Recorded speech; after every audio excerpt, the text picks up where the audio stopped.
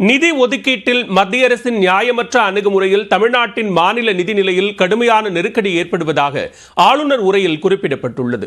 சட்டமன்றத்தில் ஆளுநர் உரையின் தமிழாக்கத்தை சபாநாயகர் அப்பாவு வாசித்தார். அதில் மிக்ஜாம் புயலால் சென்னை மற்றும் அதனை சுற்றியுள்ள பகுதிகளில் ஏற்பட்ட பாதிப்பை சீர் செய்ய 19,692 கோடி ரூபாய் தேவைப்படுவதாக குறிப்பிடப்பட்டுள்ளது. இதேபோன்று வரலாறு காணாத மழையால் தென் மாவட்டங்களில் ஏற்பட்ட பாதிப்பை சரி செய்ய 18,214 கோடி ரூபாய் தேவைப்படும் என்று ஆளுநர் உரையில் இடம்பெற்றுள்ளது. இப்பேரழிவின் பாதிப்புகள் குறித்து மத்திய அரசிடம் 2 விரிவான அறிக்கைகள் வழங்கப்பட்டுள்ள நிலையில் தேசிய பேரிடர் நிவாரண நிதியிலிருந்து உடனடியாக மத்திய அரசு நிதி வழங்கும் என்று நம்புவதாக கூறப்பட்டுள்ளது.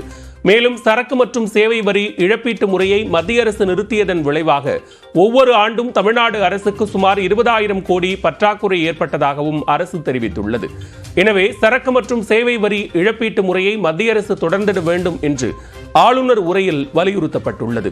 இவற்றுக்கு இடையே சென்னை மெட்ரோ ரயில் 2ஆம் கட்ட திட்ட பணிகளுக்கு தனது பங்களிப்பை வழங்குவதாக கடந்த 2021ஆம் ஆண்டு வாக்குறுதி அளித்த மத்திய அரசு தற்போது வரை அதற்கான நிதியை ஒதுக்கவில்லை என்று கூறப்பட்டுள்ளது. ஆனால் இதே காலகட்டத்தில் பிற மாநிலங்களின் திட்டங்களுக்கு மத்திய அரசு நிதி உதவி அளித்திருப்பது வருத்தம் அளிப்பதாக குறிப்பிடப்பட்டுள்ளது. இந்த நியாயமற்ற அணுகுமுறையின் விளைவாக மாநில நிதிநிலையில் கடுமையான நெருக்கடி ஏற்படுவதாக ஆளுநர் உரையில் தெரிவிக்கப்பட்டுள்ளது.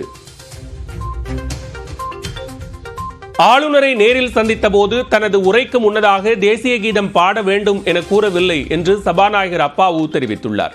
நியூஸ் 18க்கு அளித்த பிரத்யேக பேட்டியில் ஆளுநர் பேசியது அவை குறிப்பில் இருந்து நீக்கப்பட்டு விட்டதாக கூறினார். ஆளுநரை நானும் செக்ரட்டரியுமே சந்திக்கும் போது இந்த கோரிக்கை வைக்கல. தபாலில் வந்து நம்ம விதியை சொல்லிட்டோம்.